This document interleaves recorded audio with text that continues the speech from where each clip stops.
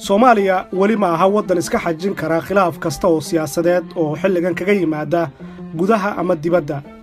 Sida muuqata khilaafka gudaha waa mid inta badan ka dhasha nuglaan xagga shuruucda dalka ah, gaar ahaan hay'adaha dastuuriga ah oo aan howlahooda shaqo u kala madax bannaanayn. Faragelinta shisheeye waxay daba socotaa ama ay ka shidaal qaadataa mar walba xaaladda gudaha.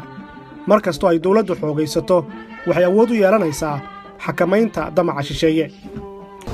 maanta dadka Soomaaliyeed waxay u baahan yihiin madax Soomaaliyeed oo gacmaha isqabsada, madax Soomaaliyeed oo hadafkoodu yahay sidii ummadda Soomaaliyeed loo badbaadin lahaa. xildhibaanka oo shaqadiisu ay tahay sharci dejin waxa uu haddana noqon karaa wasiir ka mid ah laanta fulinta sida hadda Soomaaliya ka jirta, waana sababta inta badan wasiirada xukuumadda ku jira aad u arkayso inay xildhibaano yihiin.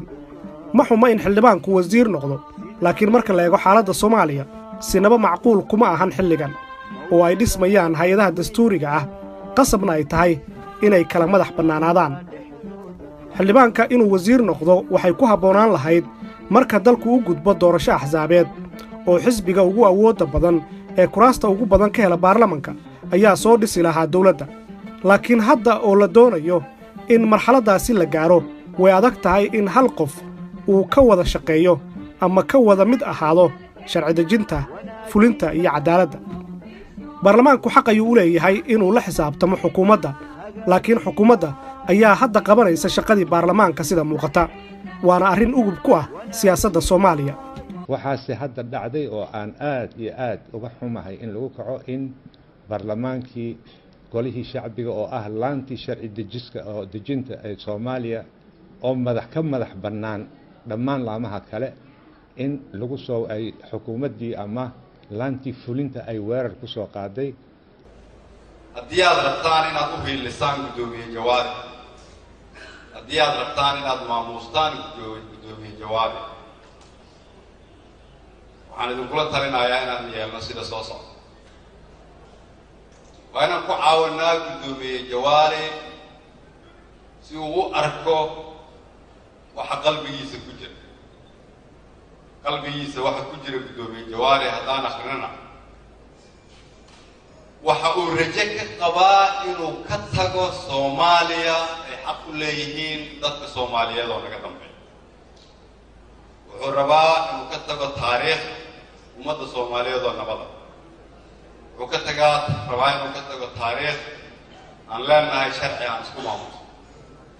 waxa uu rabaa inuu ka tago dadka Soomaaliyeed oo khilaafkoodu dhammaaday oo u soo hiloobay wanaag iyo jacayl. waxa uu ka rabaa inuu ka tago Soomaaliya oo nabad ah. waxa uu rabaa inuu ka tago Soomaaliya oo midaysan. haddii aan rabno marka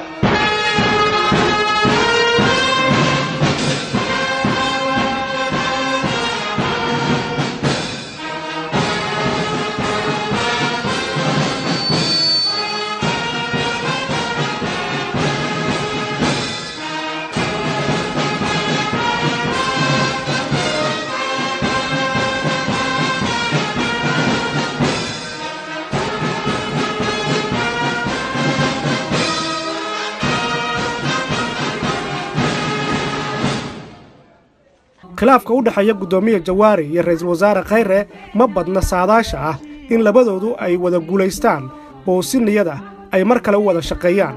qaniyo ayaa kaa fujisa ayuu xaalkoodu joogaa. Jawaari in la rido ma fududa, xaqna looguma laha, mana jirto cid ku qasbi karta inuu iscasilo. si uu xafiiska uga tagana waxay ku kacaysaa qiimo dhan codad gaaraya 184 mudane oo kalsoonida kala noqda. marka meel la isaga xiro dagaalka shakhsiga ah ee labadooda ka dhaxeeya oo aan la ogeyn halka uu ka bilowday, dadka qaar waxay kuu sheegayaan in ra'iisul wasaare Khayre uuba sidan faa'iido ku qabo mar haddii aan maanta laga doodaynin mustaqbalka xukuumaddiisa. waxaan rabaa horta inaan ku bilaabo marka hore intiina fahamsan iyo intaan fahamsanayn taariikhda uu ku fadhiyo guddoomiye Jawaari waxay qayb ka tahay astaanta qaranka Soomaaliya.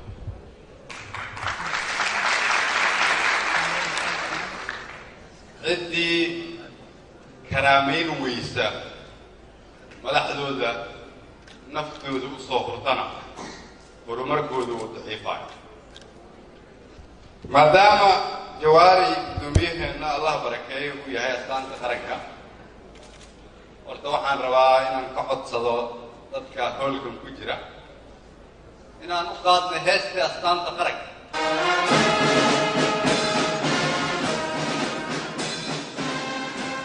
jawaari ma aha ujeedda, jawaari waa marin. waxaa loo dan leeyahay waa golaha shacabka burburintiisa iyo kala diriddiisa iyo 3 sano soo socotay in maaragtaa meesha baarlamaanka uusan dhicin sidii lagu sameeyey sidii baarlamaankii 8aad ku dhacday oo kale lagu dhaco oo kaligeed markaa ay laan fulin iyo dad kale ay meesha iska sii wataan waxa la doonayo waa intaa iska ilaasha aad baad u mahadsantihiin. waa ku kalsoonahay golaha shacabka iyo xubnihiisa in ay maaragtaa si xikmad leh wadaninimo leh islaamnimo leh inay maaragtaa arrintaa u dhameeyaan ayaan ka codsanayaa.